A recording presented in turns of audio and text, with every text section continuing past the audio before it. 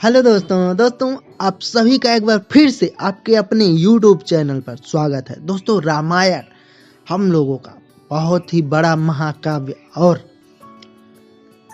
रामायण जिससे बहुत सी ज्ञान की बातें हम लोगों को सीखने को मिलती हैं। रामायण में पूरी घटनाएं मेन भगवान श्री राम, माता सीता, भक्त हनुमान, भाई लक्ष्मण और लंकेशपति रावण के इर्द गिर्द घूमते रहे। लेकिन इससे सीखने वाली महत्वपूर्ण बातें हम लोगों के जीवन को बदल कर रख देती हैं। कभी अपने जीवन में इन बातों को उतार कर देखिए। भगवान श्री राम ने लक्ष्मण को मृत्यु दंड क्यों दिया, अपने जान से प्रिय भाई को मृत्यु दंड क्यों दिया? ये बात तब की है जब भगवान श्री राम लंका से विजय प्राप्त करके अयोध्या वापस लौट आए थे और अयोध्या के राजा बन चुके थे।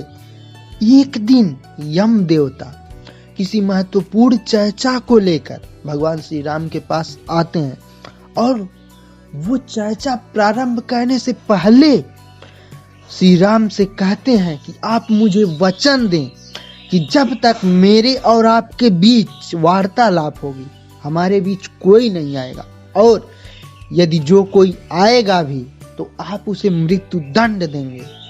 भगवान श्री राम बोले ठीक है। इसके बाद भगवान श्री राम लक्ष्मण को द्वारपाल के रूप में नियुक्त कर देते हैं और बताते हैं कि जब तक मेरी और यम की बात हो रही है वो किसी को भी अंदर ना आने दें, अन्यथा उन्हें मृत्यु दंड दिया जाएगा। लक्ष्मण भाई की आज्ञा को मानकर द्वारपाल बनकर खड़े रहते हैं।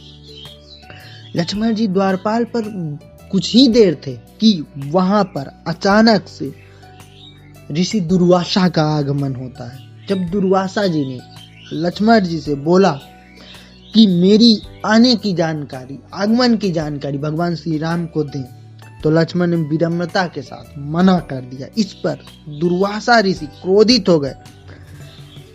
फिर उन्होंने पूरी अयोध्या को श्राप देने की बात कही। लक्ष्मण ने शीघ्र यह निश्चय कर लिया कि उनको स्वयं का बलिदान देना होगा ताकि वो नगरवासियों की रक्षा कर सके, ऋषि दुर्वासा के श्राप से बचा सके। उन्होंने भीतर जाकर दुर्वासा ऋषि के आगमन की तुरंत सूचना दी। जब ये घटनाएं हुई तो भगवान श्री राम अचंभित थे, यम भी अचंभित थे। लेकिन वचन तो वचन होता है, एक राजा का वचन था। श्री राम जी दुविधा में पड़ गए। वो अपने वचन में बद्ध थे और अपने वचन के अनुसार उनको अपने छोटे भाई लक्ष्मण को मृत्यु दंड देना था। इस दुविधा की स्थिति में उन्होंने अपने गुरु वशिष्ठ का ध्यान किया, स्मरण किया और कोई रास्ता दिखाने को कहा। गुरुदेव ने कहा अपनी किसी वस्तु को त्याग करना उसकी मृत्यु के ही समान है, अतः तुम अपने वचन का पालन करो। पालन करने के लिए लक्ष्मण का त्याग कर दो।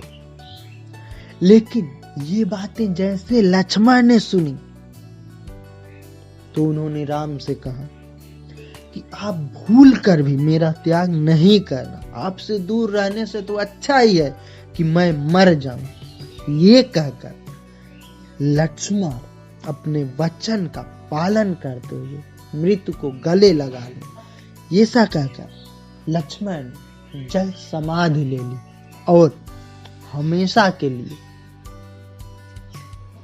परलोक चले गए।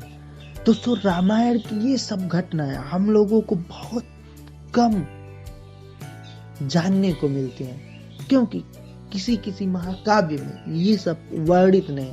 दोस्तों जीवन में अपनों को खोने का दर्द बहुत कठिन होता है, इसलिए अपनों से मिल बांट कर रहे, प्यार बांटते चलें, क्योंकि दोस्तों जीवन सीमित है। इन सीमित समय में अपने जीवन का सही उपयोग करें, लोगों से प्रेम मोहब्बत करें। रामायण से हम लोगों को यही सीखने को मिलते हैं। Friends, good luck.